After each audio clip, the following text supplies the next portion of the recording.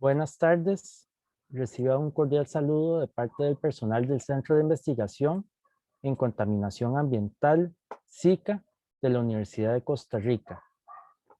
Para nosotros es una gran satisfacción que puedan acompañarnos en el seminario del día de hoy titulado Abordaje pluridisciplinar dirigido al estudio de patrones de color en insectos, presentado por la doctora Rebeca Mora Castro.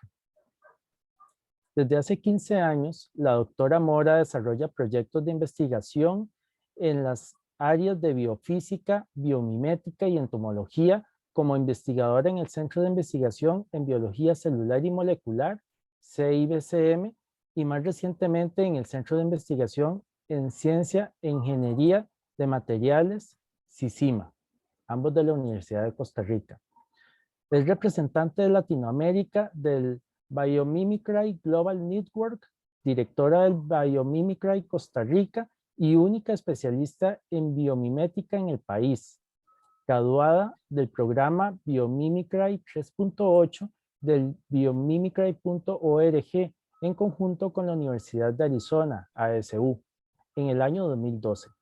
En el marco de su trabajo de investigación, su trabajo científico se basa en el análisis a escalas nanométricas y micrométricas de materiales superficiales, fenómenos físicos, ópticos, reflexión del color y estructuras biológicas, principalmente de insectos, mediante técnicas de microespectrofotometría, microscopía de luz visible, microscopía de fuerza atómica, microscopía electrónica de transmisión y microscopía electrónica de barrido.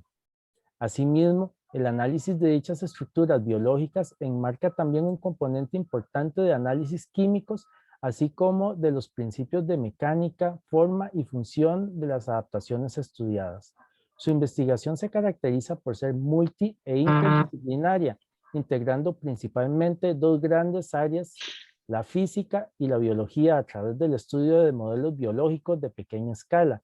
Sin embargo, sus proyectos enmarcan colaboraciones con profesionales de las áreas de ciencias de la comunicación, arte, diseño, arquitectura, ingeniería, química, estadística, matemática y ciencias de la computación. Al concluir la presentación, abriremos un espacio para hacer preguntas. Para tal efecto, les agradezco que indiquen las preguntas en el chat para transferirlas a la expositora o que soliciten la palabra con la función levantar la mano. Adicionalmente, quisiera mencionar que es posible que los participantes de este seminario estén transmitiendo desde las casas, por lo que pudieran escucharse sonidos ajenos a la presentación en algún momento y que es difícil controlar, por lo que les solicitamos las disculpas del caso y la comprensión al respecto. Sin más que agregar, le paso la palabra a Rebeca. Adelante. Bueno, primero que todo, muy buenas tardes a todos y todas los presentes. Te agradezco muchísimo a la coordinación de los seminarios, la invitación. Primero que todo, me quisiera disculpar por mi buenísima resolución. Estoy siendo irónica, por supuesto. Resulta que tuve que cambiar hoy de lugar donde normalmente expongo por logísticas familiares de entrada a colegio. Y bueno, me instalaron aquí el equipo para dar la charla y se fue el hecho que estoy a contraluz y parezco como que estoy ahí como que ni me veo. Entonces me voy a tomar la libertad, cosa que nunca hago, de parar este video porque realmente no se aprecia y así se concentran pues en lo que es la presentación. Entonces por eso me disculpo de antemano. Muy bien. Cualquier cosa, si me dejo de escuchar o sucede algo, por favor agradecería que me notifiquen. Como dijo Juan, hoy les voy a hablar sobre un tema que me apasiona muchísimo, fue uno de los temas de mi principalmente relacionado con mi tesis doctoral. Con esta charla que titulé Abordaje pluridisciplinar dirigido al estudio de patrones de color en insectos.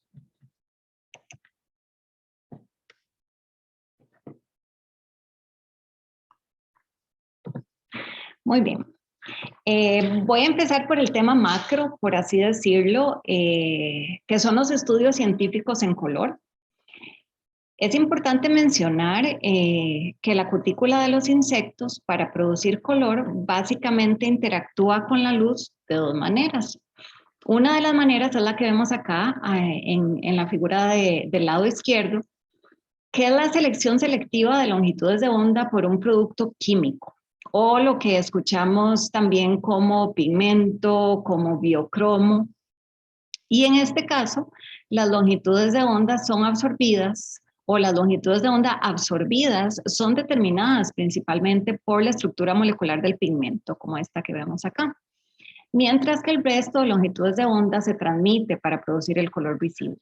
Por otro lado, la otra manera de generar color, que es el que vemos al lado derecho y el cual está caracterizado principalmente por tonalidades, por así decirlo, como la que vemos acá, que son como tonalidades más metálicas, más iridescentes, es por la presencia física de las superficies. Esto normalmente lo escuchamos como colores de estructuras de interferencia, colores estructurales, y estas estructuras lo que provocan es que solo ciertas longitudes de onda sean reflejadas. Y esto es debido a la presencia de estos esquemocromos, ¿verdad? Estas nanoestructuras que les mencioné que producen color al interactuar con la luz. Por otro lado, la pigmentación en los insectos, como ven acá, es un rasgo altamente variable, con diferencias espectaculares entre especies, como lo vemos en esta lindísima fotografía, macrofotografía, pero también vemos diferencias entre poblaciones de una misma especie y entre individuos de una misma población incluso. Y no solo eso, sino que la pigmentación puede variar en las etapas de vida de un organismo y en las partes del cuerpo, o sea, cómo se distribuye la coloración a lo largo de la superficie dorsal, por ejemplo. Entonces, cuando estamos hablando de la palabra diversidad y estamos hablando del tema de color, no estamos hablando solo de cuáles colores están presentes, sino que también estamos hablando de cómo estos colores se distribuyen en patrones. También estamos hablando de cuál es la función de estos colores. Y por otro lado, hay que tener en cuenta que, vamos a ver, como que las presiones, básicamente las presiones ecológicas que promueven esta diversidad de color son de por sí sumamente diversas. En otras palabras, o tal vez en palabras más sencillas, no hay un único rol adaptativo que explique la variación del color en todas las especies en la naturaleza. Por otro lado, es muy importante hablar, como les mencioné anteriormente, la función del color, la funcionalidad del color, ¿verdad? De la coloración. Y básicamente, con respecto a este tema, podríamos como que abrir dos grandes ramas o dividir o hacer dos grandes grupos. La coloración que está relacionada o coloración que tiene la función relacionada con comunicación visual. Y aquí estamos hablando de comunicación entre la misma especie, entre especies distintas, entre rivales, entre parejas, para evitar depredación, mimetismo, aposematismo, etcétera, ¿verdad? Y la otra gran división o función de la coloración podría decirse que está relacionada con procesos fisiológicos, ¿verdad? Por ejemplo, como vamos a ver como resistencia a la desecación, luz ultravioleta, termorregulación. Esta investigación que les voy a presentar hoy, voy un momentito. Sí, es que estaba tratando de ver cuando yo elimino el video como que los dejo de ver. Bueno, ¿qué importa? Se siente uno como hablando como un poco solo, pero no hay ningún problema. Muy bien. Por otro lado, acá quisiera hacer como un paréntesis, ¿verdad? Yo no sé si ustedes recuerdan en el título, yo metí ahí la palabra interdisciplinariedad, ¿verdad? Lo cual yo creo que es sumamente importante y lo van a ver en el transcurso de esta investigación. Y esto se relaciona con el hecho de que esta investigación o esta línea de investigación unió dos grandes áreas, y bueno, y la une porque seguimos investigando en estos temas, que es básicamente la física con la biología, ¿verdad? Y nuestros modelos de estudio fueron insectos de pequeña escala, que generalmente pasan percibidos pues por nosotros, por nuestro espacio visual, porque estamos hablando de especímenes tan pequeños de 1.5 a 5 milímetros, ¿verdad? Y a lo largo de esta charla y de esta investigación van a ver cómo se van generando vínculos entre diferentes áreas del conocimiento, no solamente la biología con la física, como les mencioné, sino también las matemáticas, estadística e incluso el diseño.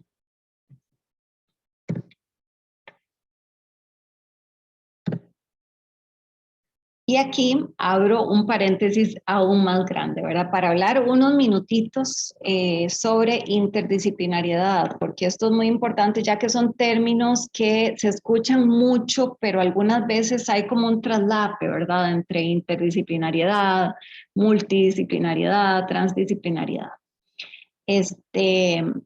Yo voy a hablar principalmente del término interdisciplinariedad, que es el que ha acompañado esta línea de investigación durante varios años. Acá es importante aclarar que no es, por ejemplo, interdisciplinariedad o lo que llaman las colaboraciones interdisciplinarias falsas o no genuinas, ¿verdad? O tal vez un poco forzadas, ¿verdad? Que esto ocurre principalmente cuando científicas o científicos o profesionales de diversas áreas del conocimiento ponen sus nombres en una solicitud de proyecto conjunto para un proyecto de investigación que dice ser interdisciplinar, pero realmente no se produce integración del conocimiento. ¿Y esto por qué? Bueno, porque terminan trabajando cada uno en su investigación o cada una en su investigación individual y monodisciplinaria por separado. Y por eso, bueno, yo lo menciono en los cursos que le mencionaba Juan que yo daba en biología. Yo les digo a los colegas y a los estudiantes que la cruz de la interdisciplinariedad básicamente es la integración del conocimiento. Y en esto hay muchísimo trabajo por hacer, ¿verdad? A diferentes niveles. Por ejemplo, a un metanivel en el sentido de cómo nos comunicamos con otras áreas del conocimiento, ¿verdad? Y en un nivel tal vez más participativo también, que es cuando ya sabemos cómo comunicarnos con otras áreas del conocimiento, cómo nos comunicamos con actores regionales, por ejemplo. Por otro lado, pues cierro este paréntesis mencionando lo que para nosotros como grupo sí es interdisciplinariedad, ¿verdad? Para nosotros la investigación interdisciplinaria no es impulsada por un único objetivo, perdón, y básicamente se nutre de la complejidad. Y por eso la sensibilidad al contexto y la flexibilidad del grupo colaborador es fundamental.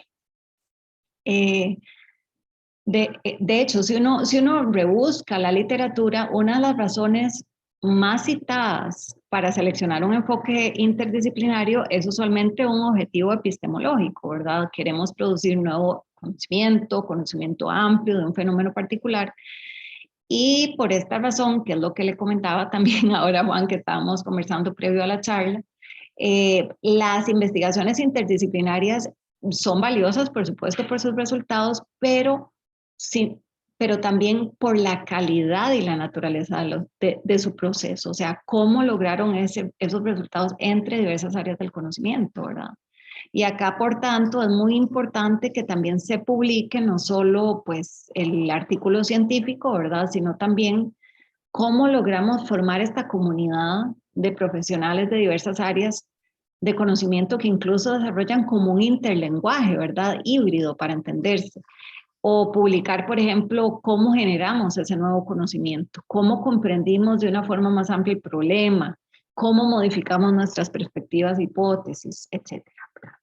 Y ahora sí, cierro acá el paréntesis, pero creo que era muy importante de mencionar, más que es una esencia muy importante de esta investigación realizada.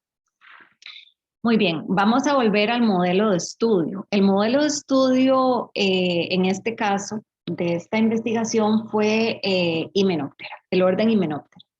Y el orden Hymenoptera, como lo ven acá, básicamente es el orden de insectos más rico en especies. Estamos hablando del 15% de todas las especies conocidas del planeta. Se encuentran dentro de este orden y esta tremenda diversidad, y ahora nos vamos para acá, se podría particionar, por así decirlo, se podría dividir en tres grandes grupos, ¿verdad? Tenemos el grupo Aculeata, ¿verdad? Que son, por así decirlo, de manera sencilla, las avispas que pican, hormigas y abejas. Tenemos los sinfitos, que son avispas bastante peculiares en cuanto a su apariencia, en donde se caracterizan, por ejemplo, una característica muy clave es que tienen larvas fitófagas. Y por otro lado tenemos este grupo, que es el grupo de los parasitoides, ¿verdad? Que es donde cae nuestro modelo, que son avispas sumamente pequeñas. Estamos hablando desde 0.5 a lo más, yo diría que 10 milímetros. Y muchos, como lo ven acá, o la mayoría, son parasitoides de huevos, o sea, ponen huevos dentro o sobre huevos de otros organismos, principalmente insectos y arañas. La pregunta de investigación de este proyecto, de este estudio, fue básicamente analizar este patrón de color que ven acá. Este patrón de color que ven acá, que es de un grupo de estas pequeñas avispas parasitoides que se le llaman los celiónidos, Celionidae. Queríamos no solo ver cuál era la distribución de este patrón de color, no solo a nivel regional en Costa Rica país, sino en el mundo. ¿Por qué? Porque, bueno, yo soy de formación de biología y pues, uno pasa muchísimo tiempo en campo y en este caso yo, varios colegas, habíamos observado este patrón muy presente y no solo en Hymenoptera, sino en numerosos especímenes de diversos grupos, incluso filogenéticamente más distantes, como abejones, hemípteros, chinches y demás, ¿verdad? Entonces nos hacíamos esa pregunta de qué es la función de este patrón y por qué es tan frecuente. Y si realmente era así de frecuente como pues asumíamos, ¿verdad? De nuestras giras de campo. Entonces queríamos ver esa frecuencia, esa distribución, pero también entender el principio físico de por qué ese color estaba ahí y también cuál era su función.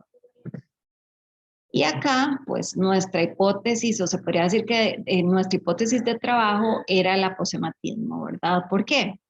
Porque teníamos claro en ese momento, cuando comenzó esta investigación, que la coloración llamativa, como el patrón BOP, y se llama BOP de Black, Orange, Black, ¿verdad? Negro, naranja, negro, como lo ven acá, pero sería, sí, en inglés, Black, Orange, Black, por eso me van a escuchar diciendo el BOP, ¿verdad? Entonces retomo que coloraciones así de llamativas como el BOP son a menudo, pero aquí es muy importante mencionar que no siempre indicativas de aposematismo, ¿verdad? Entonces no se puede decir cualquier coloración de ese tipo es aposemática sin antes analizarlo, evaluarlo y hacer su respectivo estudio científico. Esta coloración por advertencia, coloraciones aposemáticas, básicamente nosotros nos referimos a esto, a coloraciones que pues son observadas por determinados espacios visuales de ciertos depredadores y evitan la depredación, ¿verdad? Los depredadores básicamente lo que hacen es que aprenden a asociar patrones de color particulares, principalmente con sustancias nocivas químicas, ¿verdad? Y este proceso, no quisiera simplificarlo, es un proceso sumamente complejo, ¿verdad? Mucho más complejo que simplemente desarrollar una aversión a tipos específicos de presas. Muy bien. Dentro de los aspectos cruciales de qué constituyen una señal aposemática, ¿verdad? Una coloración aposemática, por supuesto, es el patrón y fue algo que quisimos estudiar. Y empezamos por ahí. Y para empezar a corroborar esta temática, y ya aquí todavía nos quedamos dentro del gran grupo Hymenoptera, ¿verdad? Dentro del gran orden Hymenoptera, todavía no vamos a estudiar solamente estos pequeños parasitoides que les mostré, sino aquí queríamos entender como el contexto macro de este patrón de color y qué tan frecuente era. En esta parte de la investigación hubo mucho vínculo, mucha interacción entre estas dos áreas del conocimiento. Muy bien. Acá, entonces, el objetivo era definir la distribución del patrón de coloración BOP en diversas familias del orden Hymenoptera, incluyendo los celiónidos, Sin embargo, por supuesto, esta labor se puede volver titánica, o sea, esto pueden ser 5, 6, 7, 8 años de investigación porque el grupo, como les mencioné, de Hymenoptera es sumamente rico, es un grupo muy vasto. Entonces decidimos poner un límite, ¿verdad? ¿Cuál era ese límite? Nos íbamos a basar solamente en observaciones dorsales, ¿verdad? De la parte dorsal del cuerpo íbamos a describir cómo se distribuía este color y solo esta secuencia. Eso quiere decir que solo cabeza, solo la secuencia negro, naranja, negro, porque nos topábamos en las colecciones, porque esta parte de la investigación se basó en especímenes conservados de colecciones ya muertos. Por supuesto, encontrábamos avispas, por ejemplo, con naranja, naranja, negro o naranja, negro, naranja, ¿verdad? Entonces ya ahí se hacía mucho más grande el trabajo, entonces decidimos limitarnos a esta secuencia de colores solamente. Aún así, yo observé, por ejemplo, 418,000 especímenes del Museo Nacional de Costa Rica, 783,000 especímenes de la Canadian National Arthropod Collection, ahí estuve unos 5 meses en Ottawa, Canadá, 81,000 especímenes del Museo de Zoología, entre otros. Entonces fue una larga labor. Y acá básicamente describimos 12 variaciones encontradas de esta secuencia, en donde ven que es siempre negro, naranja, negro, pero el patrón de color se distribuye de manera diferente a lo largo del cuerpo, como ven por acá. Estos iconos del mundo, por así decirlo, conforme mayor tamaño, indican una distribución global en todas las zonas biogeográficas, por ejemplo, como el BOP 0, ¿verdad? O el BOP 1, que es una variante del BOP clásico, ¿verdad? Y este otro. Y conforme el mundo se hace más pequeño, pues este patrón o esta variante, por así decirlo, está presente de forma más restringida. Usualmente estos en una, lo más 2 zonas biogeográficas. Dentro de las conclusiones de esta parte de la investigación que tenía que ver más con lo que era patrón aposemático, ¿verdad? O básicamente un patrón de color, nos dimos cuenta, dentro de muchas otras conclusiones que no me da tiempo de mencionar por cuestiones de tiempo, les presento como las más, yo siento las más interesantes, en donde nos dimos cuenta que el patrón BOP se encontraba desde avispas sumamente pequeñas, especímenes dentro del orden Hymenoptera sumamente pequeños, hasta especímenes que llegaban al máximo del tamaño observado, ¿verdad? Por otro lado, también este patrón de color estaba presente en especímenes de hábitos biológicos sumamente diferentes, ¿verdad? Lugares de forrajeo muy distintos, etc.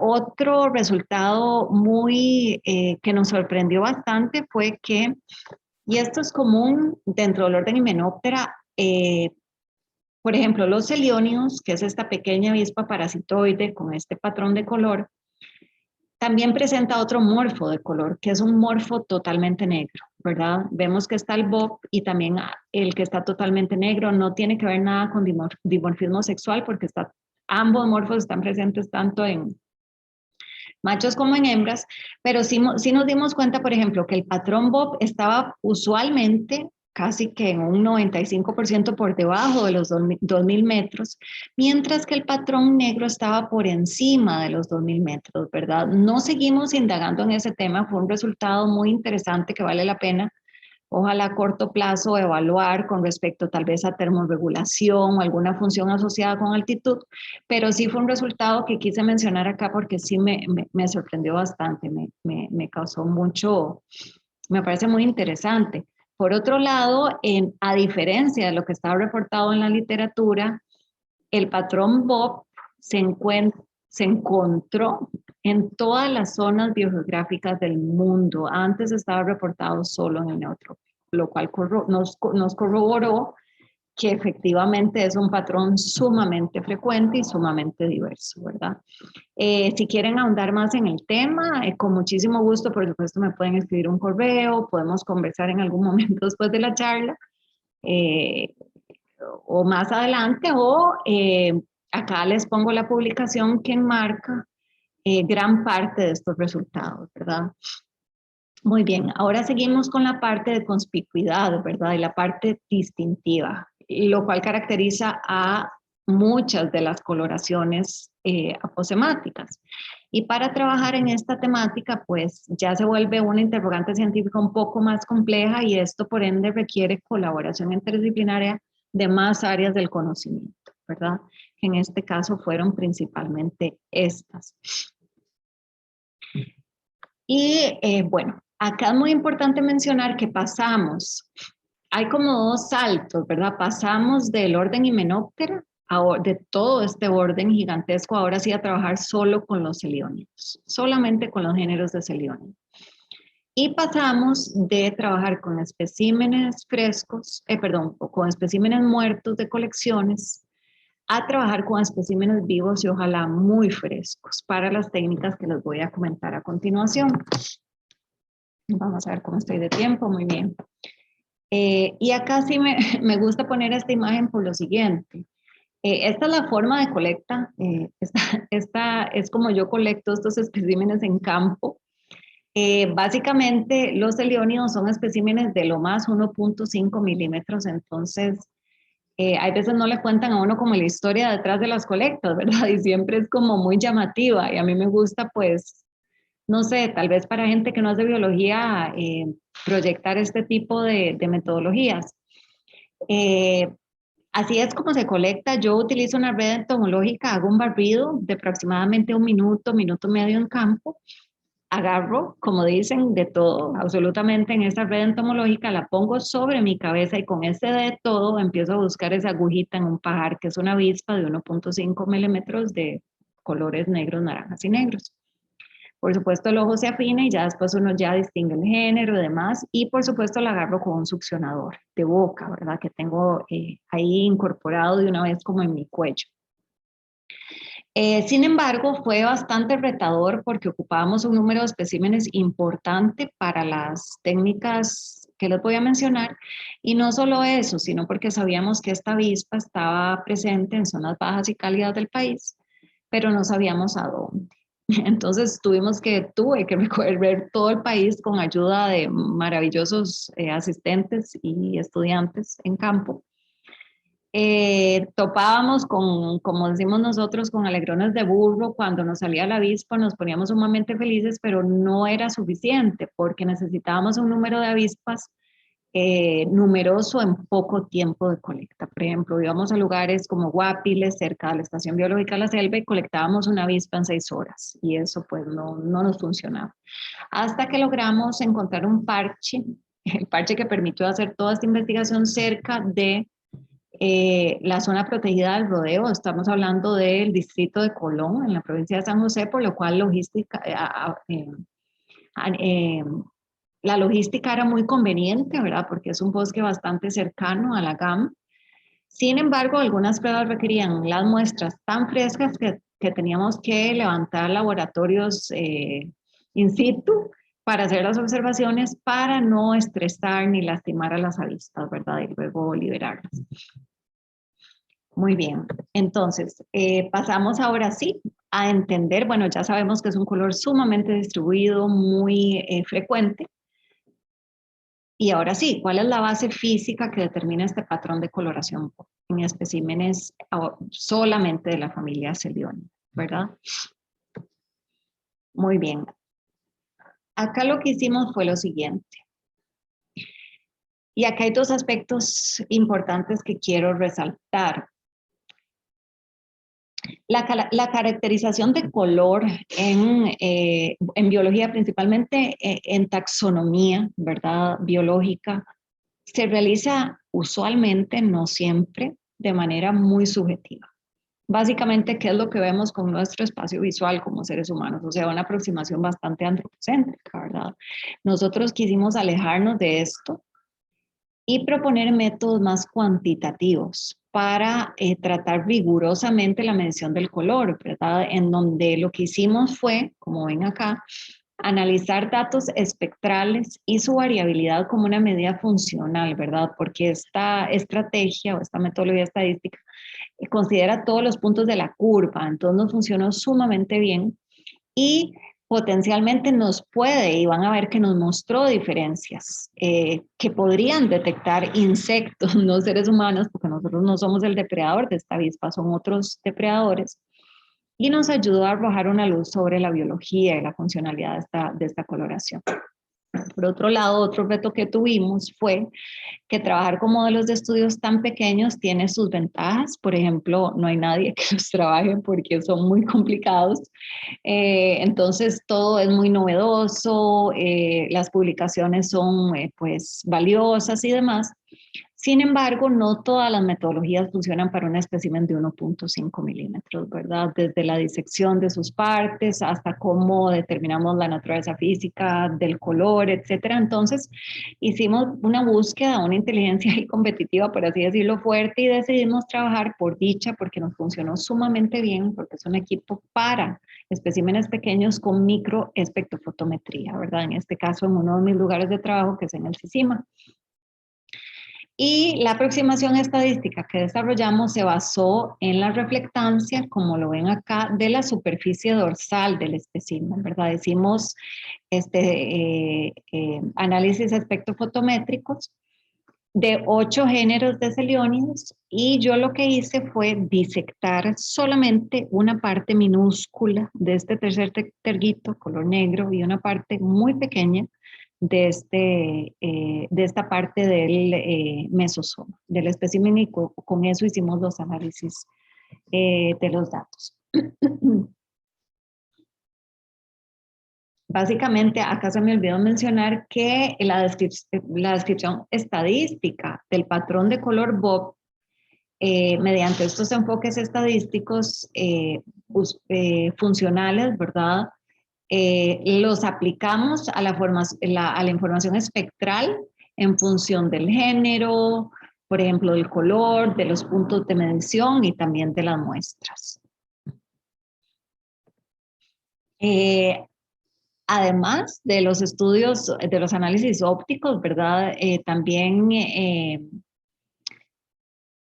incorporamos, por así decirlo, estas metodologías, ¿verdad? Como el microscopio electrónico de barbido, y acá vemos diferentes magnificaciones del microscopio, de las imágenes del microscopio resultantes del SEM, en donde acá los especímenes por cuestiones de la técnica son recubiertos con una fina capa de oro, ¿verdad? Para lograr este resultado de imagenología.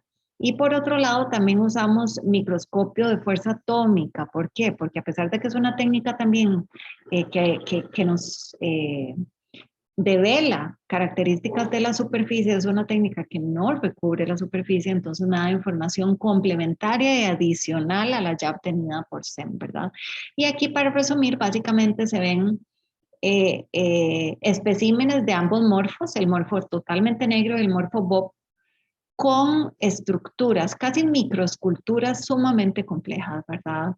En donde se ven claras diferencias, no solo intragénero, no solo intergénero, sino también intragénero, lo cual nos llamó bastante la atención. Este lenguaje lo tradujimos a un lenguaje de ilustración digital para resaltar también aspectos que tenían que ver con la parte más mecánica, ¿verdad? Y funcional, en donde claramente las diferencias se acentúan aún más.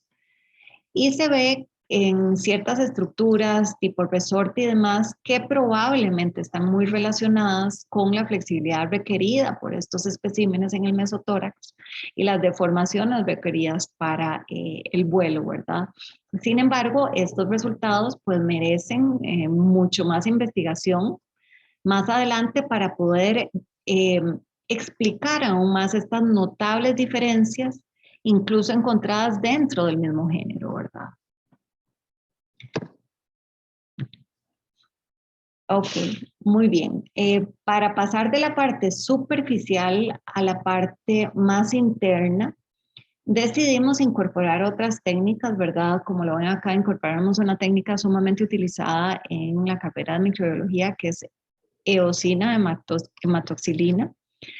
en donde claramente se nos devela la epicutícula, que es esta capa. Aquí lo que vemos es ya la parte interna de esa cutícula, ¿verdad? Con color, y nos damos cuenta que en la epicutícula se ve muy claro el pigmento negro y el naranja depositados. Esto nos deja clarísimo que no estamos hablando de un color estructural, estamos hablando de un pigmento como resultado de estas coloraciones que estábamos viendo.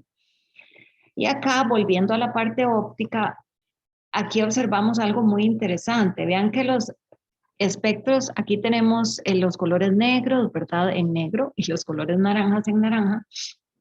Y aquí vemos que los espectros de estos segmentos presentan bajos valores de reflectancia, por lo cual se puede inferir que la mayor cantidad de luz se dispersa dentro de esta estructura cuticular, ¿verdad? Generada principalmente, y que estas características de la curva son generadas por este pigmento en la epicutícula, ¿verdad? Si nos vamos a este diagrama, el diagrama que está a la derecha, y aquí quiero hacer un paréntesis para comentar un poquito de teoría física. Usualmente, cualquier color en el diagrama de cromaticidad CIELAB, que es el diagrama de cromaticidad que nosotros usamos, ¿verdad? Puede considerarse como una mezcla de colores primarios, ¿verdad? En este caso son los famosos valores triestímulo, ¿verdad? X, Y, Z. Y estos colores primarios combinados, ¿verdad? Representan un tono perceptible. Sin embargo, ¿cuáles son las diferentes combinaciones de las longitudes de onda de luz que dan este tono o dan o forman este conjunto de valores triestímulo, son indistinguibles para el ojo humano? O sea, realmente nosotros no podemos distinguir esto. Por eso nosotros decidimos usar lo que se llama los componentes espectrales. Vean que aquí dividimos la curva en los componentes espectrales azul, rojo y verde, ¿verdad? ¿Y esto para qué?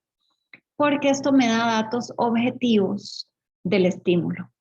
Identifican, me dicen cuáles son los este tipo de fragmentación de curvas me dice o me identifica los mecanismos físicos que producen una misma percepción, al menos para nuestro espacio visual como seres humanos, pero un diferente comportamiento espectral. Y vean acá, al disectar la suma ponderada de estas curvas respuesta espectrales rojo, verde y azul, veamos en el color negro de la cutícula, ¿verdad? Que son las curvas de color negro, muestran la misma dependencia espectral. De hecho, uno no logra separar ambas curvas en las tonalidades negras. Son iguales, ¿verdad? Sin embargo, vean que en el caso del naranja, que es esta curva que vemos acá, se observa un comportamiento parecido, ¿verdad? Pero no es idéntico. Hay pequeños cambios en la longitud de onda dominante.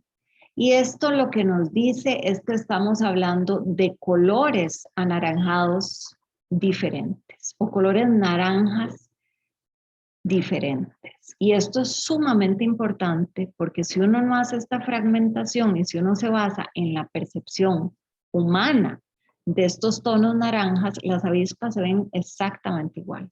Todas las avispas las vemos con el mismo anaranjado, pero al hacer este estudio nos damos cuenta que estamos hablando de tonos anaranjados ligeramente diferentes, lo cual es importantísimo para un potencial depredador, ¿verdad?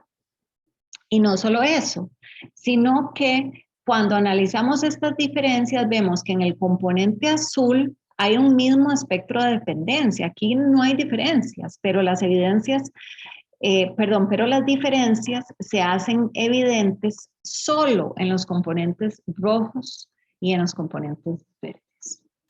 Para que se queden con eso por ahí para los próximos análisis que les voy a presentar. Entonces, en resumen, el análisis de datos funcionales nos funcionó, valga la redundancia, muy bien, para tratar datos de reflectancia.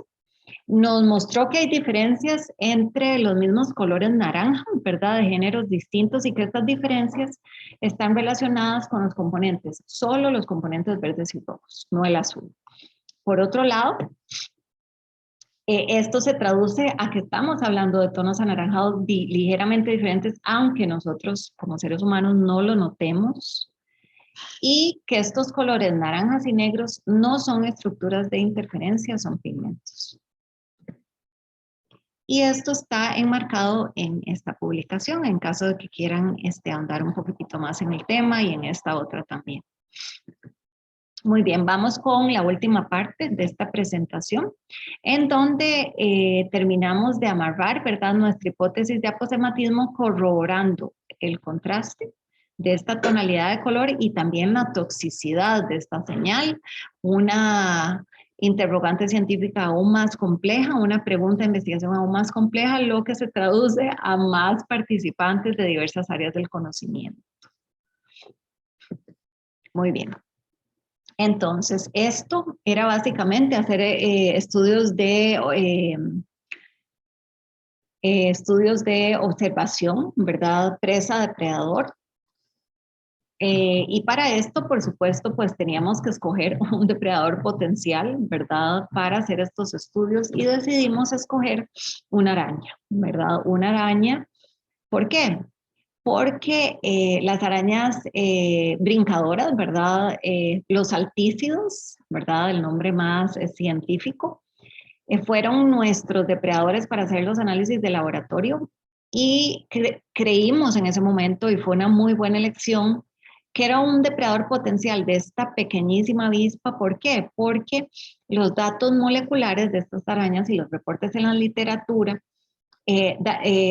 datos moleculares y electrofisiológicos sugieren que la visión del color en los ojos principales de estas arañas, que son lisomanes, este es el género, que son un poquito más ancestrales que otras saltarinas, son dicromáticas, o sea, tienen pigmentos fotosensibles a la luz ultravioleta, que en este caso no nos interesaba porque el equipo no tiene ese alcance, pero sí son también fotosensibles a la luz verde. Y recuerden que antes de las diferencias más importantes encontradas eran en el componente verde, también el rojo, pero en este caso nos vamos a quedar solo con el verde para terminar de hacer,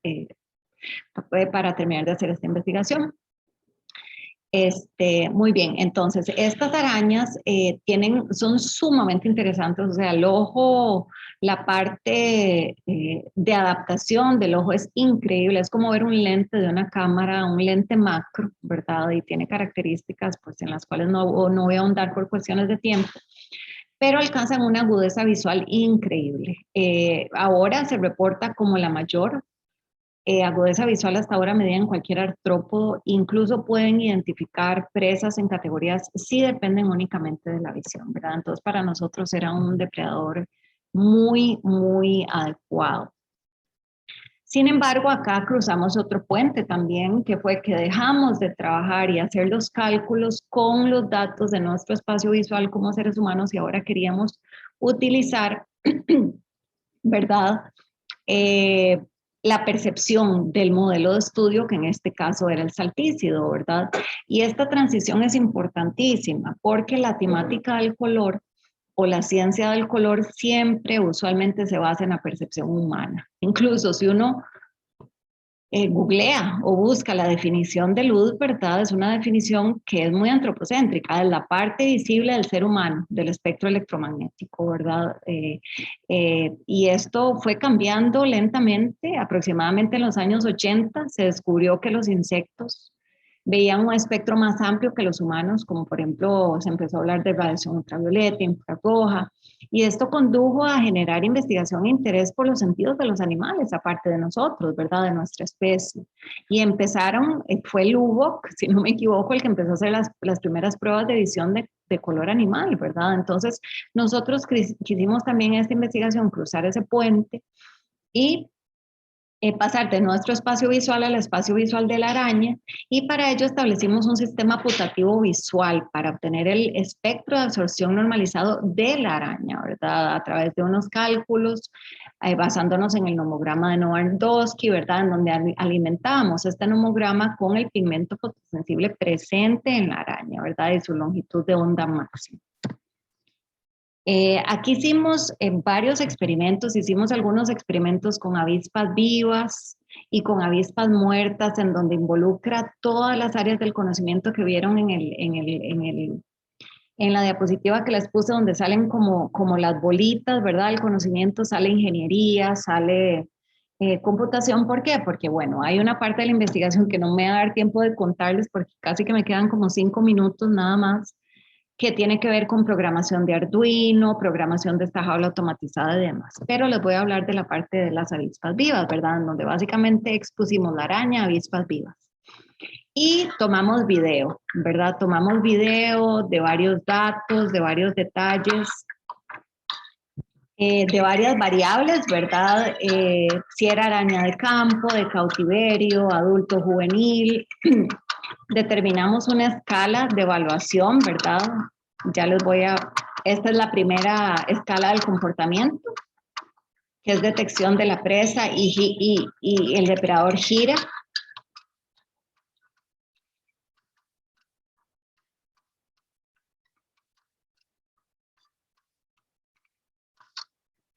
Esa es la segunda escala, que es seguir a la presa, acecharla.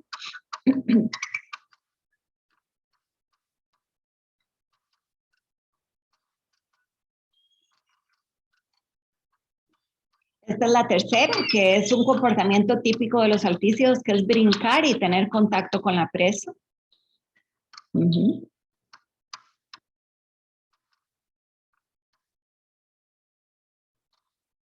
Ingestión.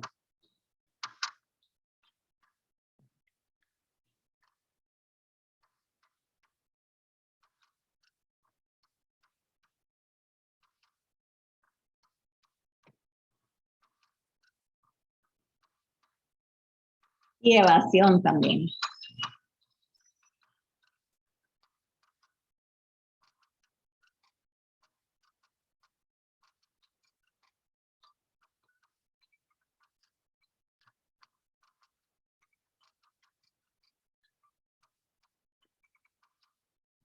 Muy bien, entonces para concluir esta presentación les voy a presentar un par de resultados más, ¿verdad?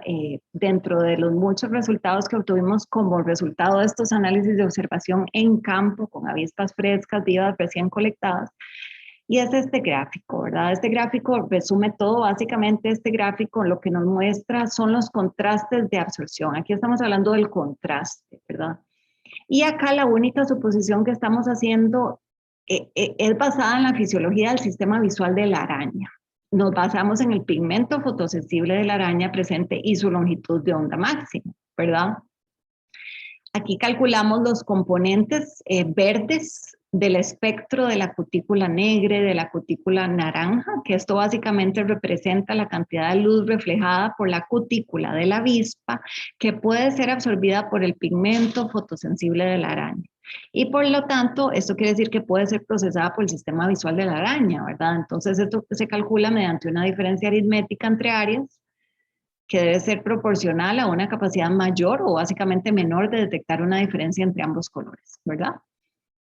Entonces, los 4 géneros se clasificaron desde el valor negativo más alto hasta el valor positivo más alto del contraste de absorción, ¿verdad? Entre los componentes espectrales negros y naranjas. Para este lado, entre más negativo, quería decir una absorción mayor correspondiente al naranja, ¿verdad? Y para este lado, una contribución más importante a la luz absorbida que proviene del color negro, ¿verdad? Y vean qué interesante, y esto sí, pues no lo esperábamos, en donde para las avispas con un patrón de color BOP, ¿verdad? La mayoría de eventos de ataque ocurrieron con baríconos de color BOP, véanlo acá.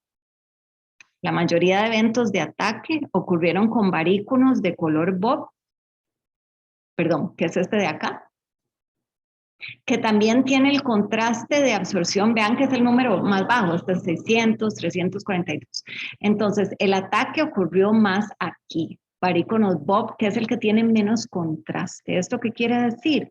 Que la araña, según su espacio visual, detecta menos, una diferencia menor entre el naranja y negro en estas avispas que en estas.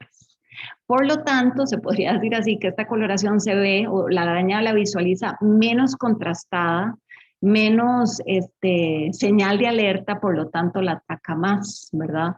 A diferencia de macroteleia, que tiene un mayor contraste entre el negro y el naranja. Entonces, en macroteleia se dieron la mayor cantidad de eventos de detección. Entonces, para nosotros esto fue lo que culminó, ¿verdad? Toda esta investigación, ¿verdad? Porque no solo nos reveló la importancia de describir un color, un patrón de color aposemático, sino también describirlo, cómo se distribuye en el cuerpo, determinar datos espectrofotométricos precisos y rigurosos, pero también no dejar de lado la parte de contraste, porque efectivamente podemos ver un montón de avispitas negro, naranja y negro, decir que todas son aposemáticas, pero no es cierto. La araña es selectiva con respecto a su reacción con la avispa según el género, por el contraste. Y por último, para cerrar esta temática, comprobamos la toxicidad, ¿verdad? Que esto fue una colaboración valiosísima que tuvimos con el SICA, que es, bueno, ahorita donde me encuentro exponiendo, y reitero mi agradecimiento, en donde claramente esto nos terminó de redondar el tema, en donde efectivamente los especímenes BOB, negros, naranjas y negros, presentaban una mayor toxicidad, y esto lo evaluamos utilizando ensayos de toxicidad aguda con Daphnia magna, ¿verdad? Y estas coloraciones presentaban mucho mayor toxicidad que las coloraciones negras, como lo vemos acá, ¿verdad? Y claramente las arañas nunca consumieron un bob, nunca comieron un bob, sí comieron negros, avispas negras, pero nunca comieron avispas de la coloración bob. Esto se traduce en esta publicación. Y bueno, termino esta presentación agradeciendo. Yo soy aquí la que está dando la charla, pero esto no ocurrió solo por mi esfuerzo, ni mucho menos, es por un grupo de investigadores de diversas áreas del conocimiento, de diversos institutos nacionales e internacionales, a los cuales le agradezco profundamente colaborar conmigo en esta línea de investigación, y en haber desarrollado pues estos aproximadamente 4 años de trabajo. Y muchísimas gracias. Muchas gracias, Rebeca, por esta excelente presentación y muchas felicitaciones por este gran trabajo. Realmente es muy, muy interesante. Gracias, Juan. A Gracias a ustedes. A continuación, abrimos el espacio de preguntas. ¿Alguien tiene alguna pregunta?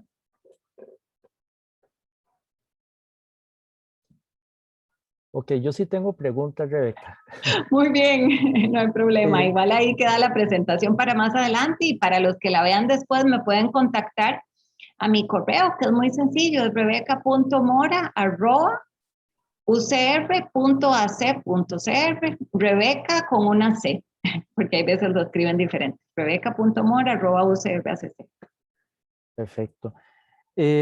Digamos, ¿cuál fue o cuál ha sido el principal reto de trabajar con profesionales de otras áreas del conocimiento tan distintas? Sí, es muy interesante porque ese reto se refleja en diversos componentes del trabajo científico. Dame a ver si me explico. Es un reto a la hora, por supuesto, de plantear las metodologías, es un reto a la hora de trabajar juntos, de conversar juntos, pero también es un reto, por ejemplo, a la hora de publicar, que es algo que las personas, pues, hay veces no toman en cuenta. Y es muy interesante porque como estos artículos fueron tan interdisciplinarios, manejan un interlenguaje. Se podría decir que es como un interlenguaje híbrido, ¿verdad? En donde no todos los, no todas las revistas científicas comprenden este tipo de aproximaciones, o por así decirlo, se casan con este tipo de aproximaciones. Entonces, incluso ahí se refleja el trabajo interdisciplinario en que tenemos que escoger una revista que entienda estos lenguajes. Por ejemplo, la revista PLOS, la revista Scientific Reports y demás, son revistas que uno envía este tipo de artículos y no como que no choca con pared, ¿verdad? Incluso hasta en la parte de financiamiento, ¿verdad? Por dicha, este trabajo de investigación tuvo varias aristas o varias fuentes de financiamiento de la Universidad de Costa Rica, el PINCONICIT, trabajos finales de graduación y demás, pero sí son lenguajes relativamente nuevos, ¿verdad? Para algunos entes financiantes, para algunas revistas, lo cual también el reto llega hasta allá, ¿verdad? Pero con lo que respecta a comunicación y colaboración con personas de otras disciplinas es mucha paciencia. Conversamos muchísimo, digamos, no, lo que caracterizó el éxito, digamos, de esta línea de investigación es que hay un propósito en común entre todos.